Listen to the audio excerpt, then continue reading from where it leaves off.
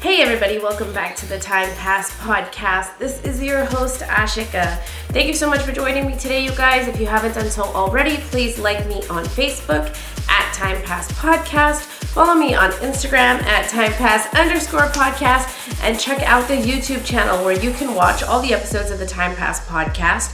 If you are an auditory listener, wherever you are tuning into podcasts, please make sure that you are liked, followed, or subscribed on your listening platform of choice. You can also find the Time Pass podcast on Ruckus Avenue Radio's Sunday at 5 p.m. Pacific Standard Time. All right, you guys. This is funny, okay? So I took last week off because I was celebrating my daughter's birthday, and I was out of town, and I just didn't have anything ready to go in the arsenal. But this week's episode, I want to talk about the art of detachment. So I started out saying this is funny because I'm super active on social media. You can follow me on Instagram, TikTok, Facebook. I'm everywhere. And a lot of times I will post quotes or clips. I like to support other creatives. So I will reshare or repost stories that resonate with me. And earlier this week, I posted a quote, and it really resonated with me. It was basically saying, if something is for you, it's not going to miss you. Don't worry about it. Don't stress about it. You cannot mess up something that is meant for you. It's not going to miss you. And that really resonated with me because I am an overthinker and I tend to be super passionate about anything and everything I'm doing. And when you combine that passion with somebody who is an overthinker, it can lead to anxious thoughts. Now, I'm well aware that I do this. And I know there's a lot of people out there that are overthinkers that do this. But I started recognizing that I was having anxiety, right? I've got some stuff coming up for me that I'm super anxious about in these coming weeks. And I found that I was so anxious about what was going to happen and thinking of different scenarios in my head that I literally was losing sleep. I could not fall asleep. I could not stay asleep. It was crazy. And I recognize this. I know this about myself and I recognize it. And so when I saw that quote come across my Instagram, because that's where I posted it, I reposted it and I added that song by Florida Georgia Line, Meant to Be. And I thought that was fantastic. I was so taken aback by the number of reactions, likes, and messages I received from that story. It was a story. It was on my Facebook and on my Instagram. And I don't even think it was on the Time Pass podcast Instagram. I believe I only posted it on my personal Instagram and my personal Facebook. But here are my friends or followers, people that know me, and they're liking it, they're commenting on it, and I'm starting to get messages about this. I think I had about more than a handful of people reach out to me and say I really needed to hear this today, needed to hear that, damn right, and I'm this is something that a lot of us struggle with, and that is realizing that obsessing over something isn't going to change the outcome. And if something is truly meant to be in your life, it will be there and you're not going to miss it. And nothing you say or do can keep that thing from missing you. And, what can it be? It can be a job, it can be a relationship, it can be a situation, an opportunity, whatever it is. It can be multiple things that we obsess about. But this is something that really resonated not only with me, but with a lot of people. So I decided to talk about detachment, the art of detachment. Now, y'all know the drill, time passers. I, of course, did my research, so check out the show notes. I used one article in particular and then another article for the information that I'm going to share with you during this episode. So please check out the website, timepasspodcast.com. If you would like to further read into the articles and check out their sources and whatnot, I will make sure to post and link the articles there. Okay. So the art of detachment, what is it? The art of detachment is the art of withdrawing desire from lesser things, letting them fall away so as to harness their power to reach the heights of what a human being can attain. That's like really deep and like really philosophical. So I'm also going to share the Oxford Dictionary definition of detachment, which is a state of being objective or aloof. Now, this article says it, and I'm going to say it as well. The state of being objective, I agree with 100%. Aloof, no, you're not trying to avoid, these things. You're just trying to be objective about them. So I think that part is right. And true detachment basically allows for deep involvement, and because you have detached yourself from what you hope will be the outcome. In order to do that, you really got to put in some work on yourself. So now that we kind of have figured out what detachment and the art of detachment is, what kinds of things should we practice detachment from? And I've got 6 from this article. So the first one is what is wrong with this generation. I'm sorry, but like detachment from material goals. That is what I think is wrong with this generation. I am so happy that the Kardashians are kind of like on the outs right now, because I feel like they are a model of material attachment. And there are so many people that strive to live life and have the things that they have. What's the fucking point? You don't need those things. Like, if you want something because you truly like it, you make enough money and you want to buy it, more power to you. I am not above that. I like nice things. I will spend money on nice things, but I'm not going to buy something to show status or because some influencer or celebrity is purchasing this stuff. And I hate that. Like, I hate the people that you see, like the Kardashians, that are like head to toe in some designer brand. And it's like, do you even like that? Do you even know what it looks like? And if you do, more power to you. But then you have these people who think that that defines success. And I just think, having things that we want is fantastic, but you shouldn't be so attached to those material things. Like,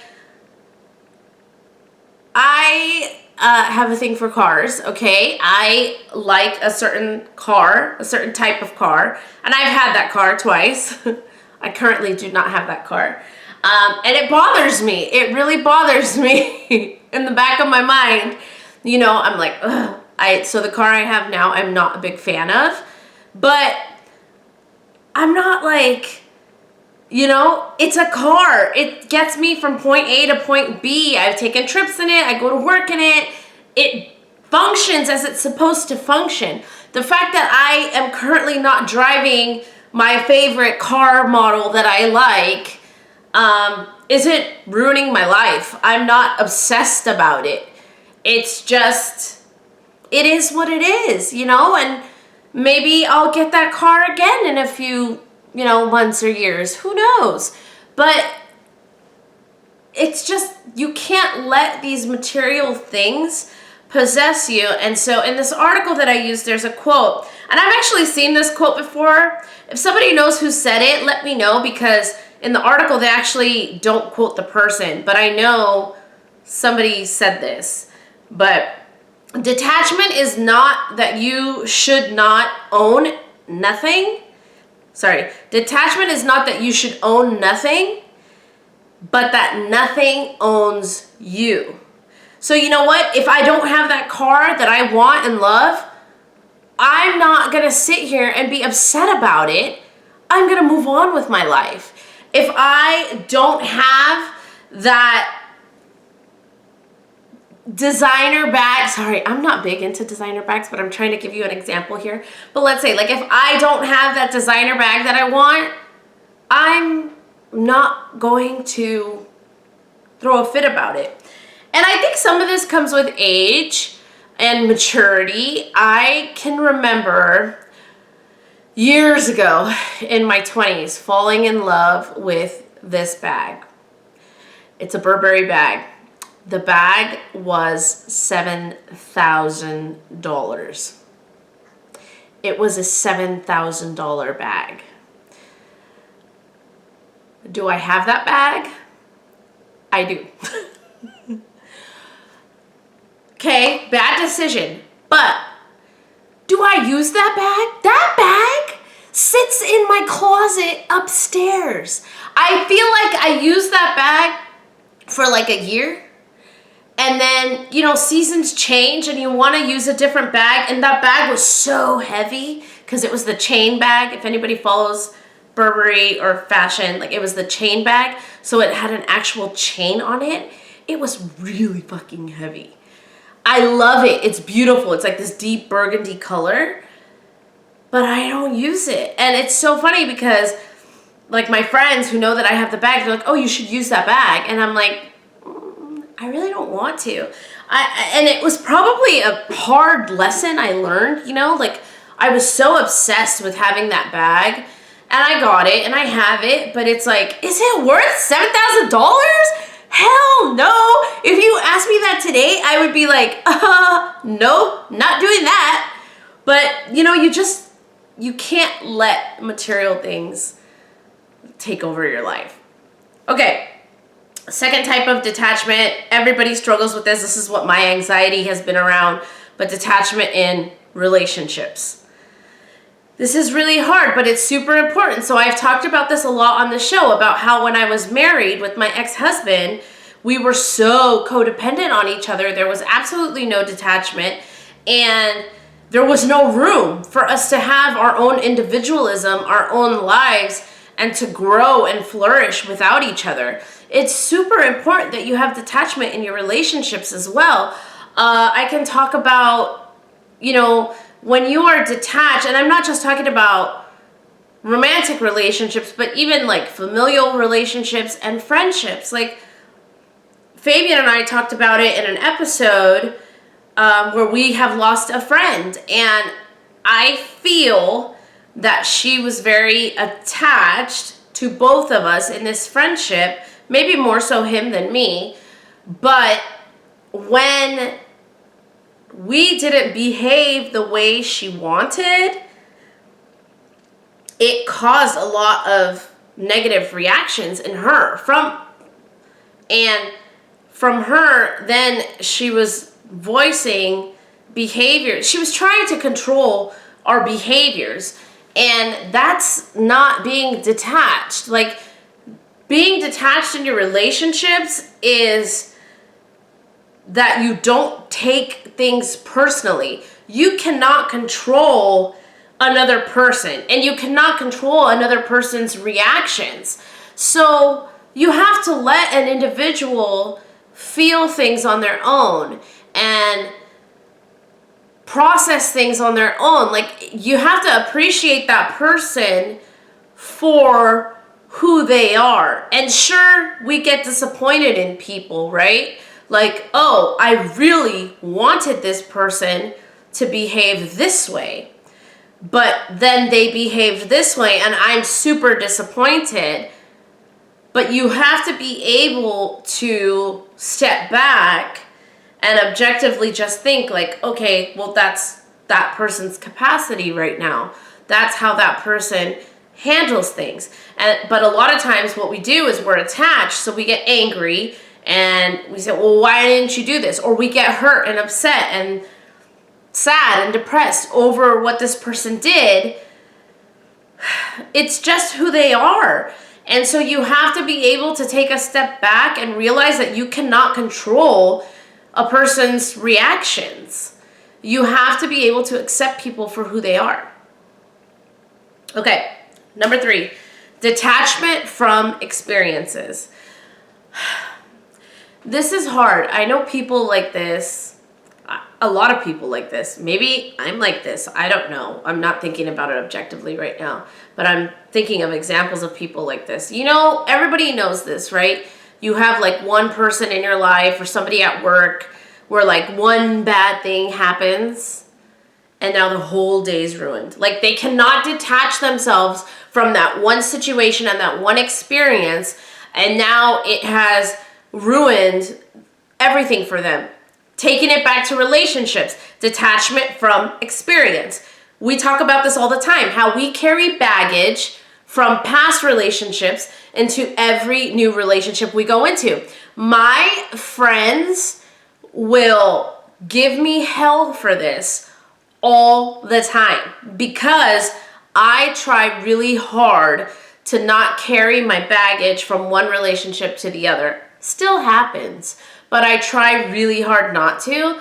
Meaning, I have friends who have said like that I'm just too open or too giving or too like, you know, right there. Like, but I refuse, and I've talked about this on the show, I refuse to let some asshole's behavior who wasn't meant for me, who didn't know how to treat me or didn't align with my values or whatever it is, I won't allow what happened by this one person to then change my behavior and how I approach relationships moving forward. Because then I feel like I've given that person power and I've given that experience power over my life. I don't like doing that. I like to come from a place of authenticity. Now, I'm not perfect. Obviously, I do have baggage. I do have triggers in relationships. It's just who I am. I'm aware of it, but it's a real conscious effort for me to try to not let my past experiences affect my future. So detachment from experiences. This is a big one for a lot of people. Detachment from work. Do you work to live or do you live to work? You have to be able to detach from your work. It's not who you are. It's not something, you can't be 24/7 available to your job. You have to be able to detach and do things for yourself so that you can grow and be present and create memories for yourself. Whether you're single, married, have a family, don't have a family, you need to be able to detach from work to live your life for your own personal growth, which will then also help you professionally and in your work because you've detached and you've turned it off for a little bit. You have to take the work lens off sometimes so you can just be and live your life. Detachment from work. This is a big one for me. Like I just talked about it starting off this episode, but detachment from your thoughts. I'm telling you, the whole reason I posted that meme was because I realized for like a week and a half now, And I had been telling Fabian this, my best friend, who's been on this show multiple times, for weeks now. Like, I'm getting anxious. Like, I'm super anxious. I feel like my anxiety is spiking, and he's like, he's like, oh, don't stop. But it's like, I have to do that for myself. Do I know that I'm overthinking and overanalyzing and displaying anxious behavior? Yes. But who can pull me out of that? No one but me. So you have to be able to stop thinking about the outcome and stop worrying about the outcome and the scenarios and the worst case scenario and the best case scenario. That's what I do, okay? I'm a planner. I'm like a Boy Scout, always be prepared. I like to be prepared for any situation I'm going into. So what that means, and a lot of times in my work life, this really helps me, because what that means is I will anticipate the way a different situation can pan out, right? What does that make me? It makes me super prepared and ready to troubleshoot in work. But when I do this in life, in my real life, it's anxious, right? Because again, you cannot control somebody's reaction. You cannot control somebody else's behavior. So for me to sit there and try to think of all the different scenarios of which way certain things can happen is doing nothing for anybody, including me. It's just causing me a lack of sleep and anxiety and stress that I don't need. So we have to be able to free ourselves from our thoughts as well. And lastly, detachment from time. I mean, there's a lot of us, myself included. My mom will legitimately tell you that she hates hearing me say, I'm busy. But it's true. Like, I have a lot going on. So oftentimes I'm like, I'm busy, can't make it, can't do that. Oh, you want to do something? I already have plans, but I'm free this day. Like, I'm scheduled. I am busy. So I am sort of attached to time a little bit, but at the same time, I have learned how to detach myself from time. Today, for example, today was the only day that I could sleep in. It's the weekend. And so I decided to sleep in, and I woke up around 7, which is sleeping in for me.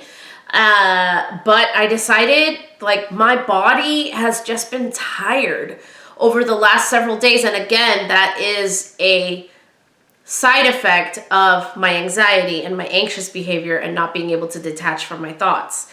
So I knew that physically, even though mentally I was awake, physically I just needed rest.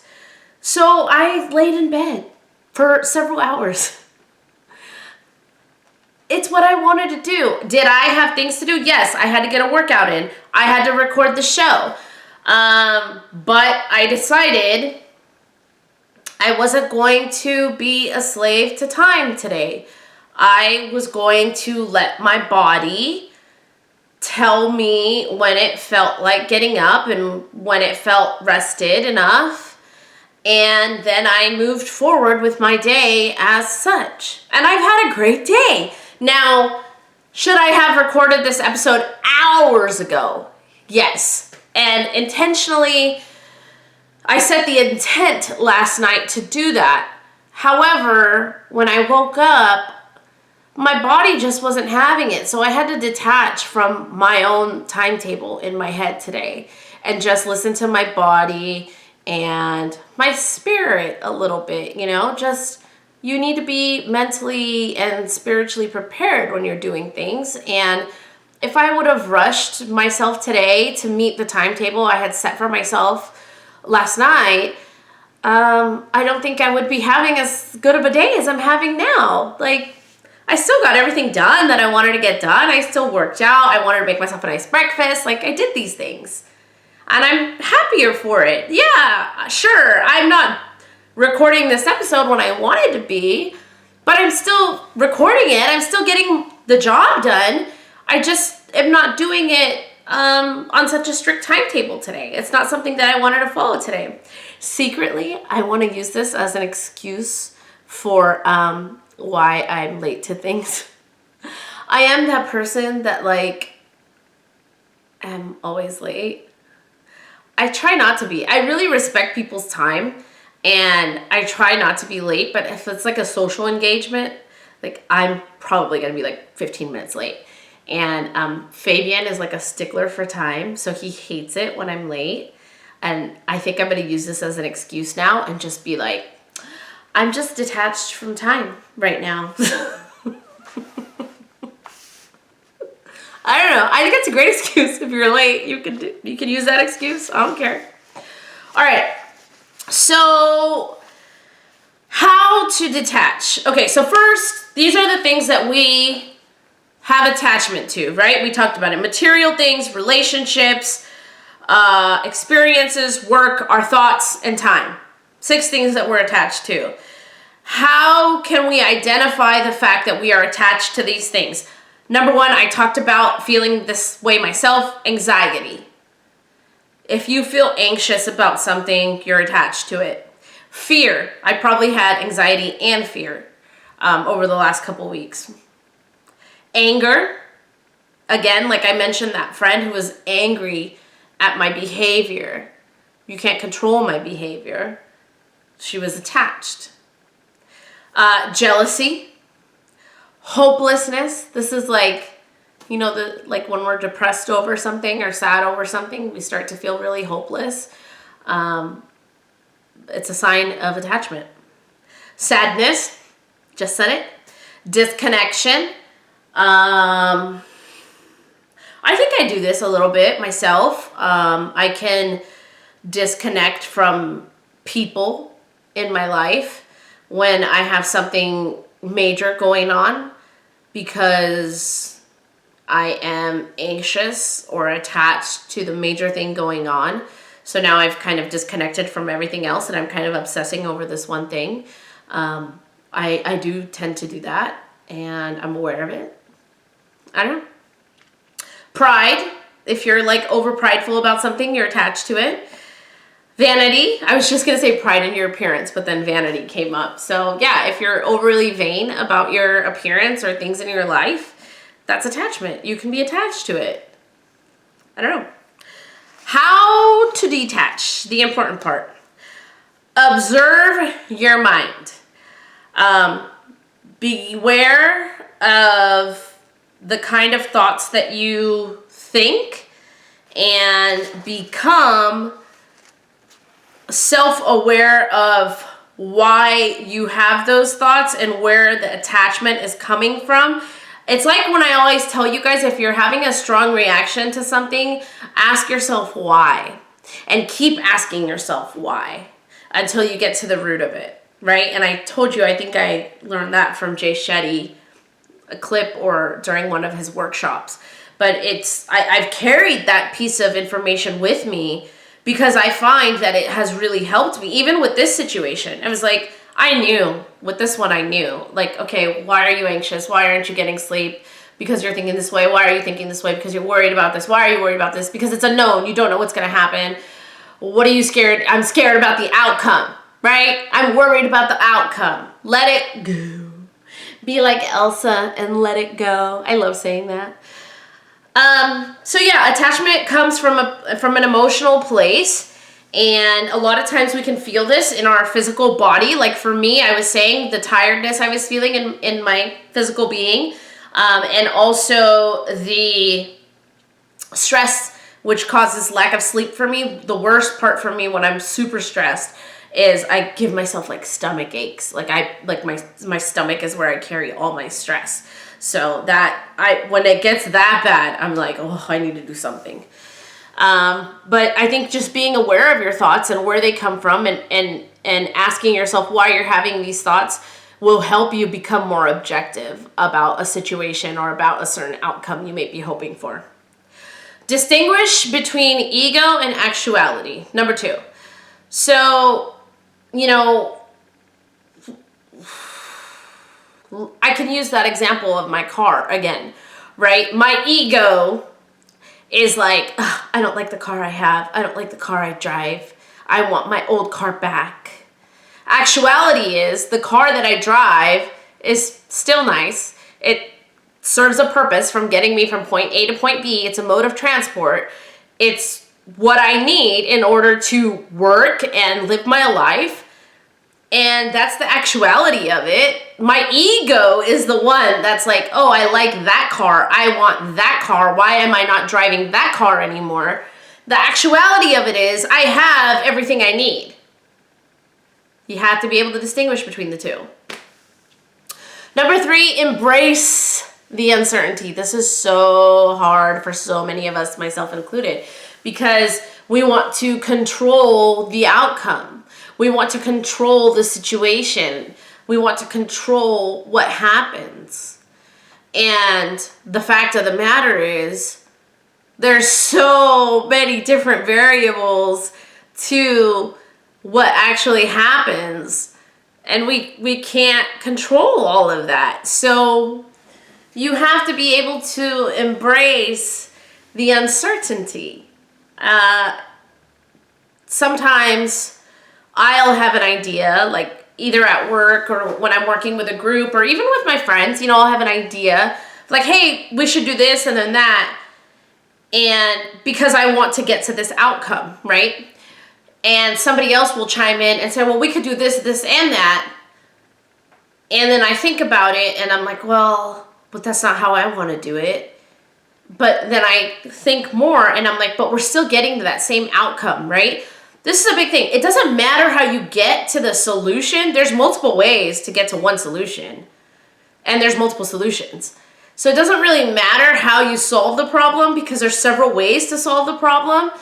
The thing that matters is that you actually solve the problem. So embrace the uncertainty. Embrace the fact that people have different opinions. We do this a lot at work, right? We ask for other people's opinions because we want different people to view things differently. They think outside of the box. They notice things we don't notice. So embrace that uncertainty. Embrace that difference of opinion. Embrace the fact that things don't have to play out the way you think they'll play out in your little head. Meditate on it. Meditation is a vehicle that a lot of people use to help quiet their inner thoughts. I guess for me, meditation is a religious practice, so I tend to not use it for my own stress. For me, I think I read to help clear my head. It's a really good way for me to turn off all the thoughts in my brain, is to read. And that's why I'm such an avid reader, I think, is because I am such an overthinker and I have a problem. I struggle with turning my brain off, turning all those thoughts off. And one way that I am able to do that is by immersing myself in a novel or book, whatever it is, because everything else goes away. I become so immersed into what I'm reading that I'm not focused on anything else anymore. So whatever it is for you, whether it's meditating, whether it's yoga, working out is a big one for me too. Especially this year, like when I started off January with my working out 6 days a week for 6 weeks, like I was going through some stuff and I cannot tell you how much physically working out helped me through that. Like, gosh, it was like serendipitous that I was doing this program as I was going through this difficult time, because it helped me so much. And I'm super thankful that I decided to do this program on a whim, because it just lined up with a bad time for me. So it ended up helping me out. So find the thing or things that will help you control your thoughts and release your patterns of thought and things that no longer serve you. Number 5, I do this all the time. Don't beat yourself up for falling into old habits. Like I said, I recognized that I was being super anxious and displaying anxiety and fear and these behaviors Did I beat myself up about it? I did a little bit, but not a lot. I just kind of, I think it's also important to feel things, you know? And so for me, when I got in that kind of funk, I started thinking like, oh, why am I this way? And I knew why I was that way. And I was like, okay, well, why do I feel this way? And I think it's important to recognize your fears or your anxiety. You know, they're there. They live in you. So recognize them. Hello, I see you. I know what you are. And I think in order to detach from them, it helps to recognize them. Because if you don't know that what you're displaying is actually anxiety or fear, how are you then going to detach from it? Right? So don't beat yourself up if you find yourself having anxiety around attachment or fears around attachment or any of the other behaviors that I mentioned earlier.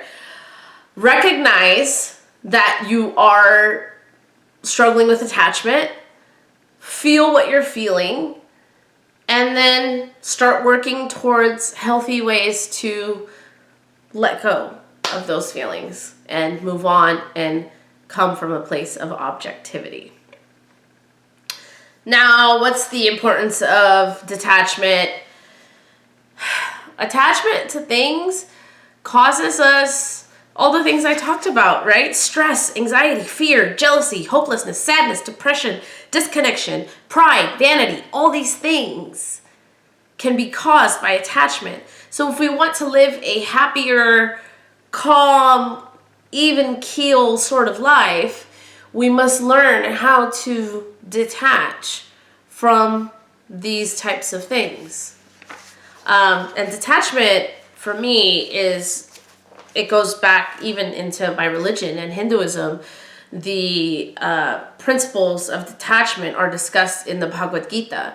So, you know, it's a part of my religion. It's something that I grew up around. Did I master it growing up at that young age? No. Am I a master of it now? Hell no. But am I aware of it? Yeah. And I can tell you, I think a lot of times my detachment can be perceived as not caring. But it's not that I don't care.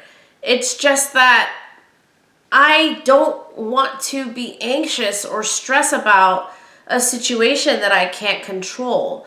I would rather watch it play out and then react to it as it's happening from a place of objectivity.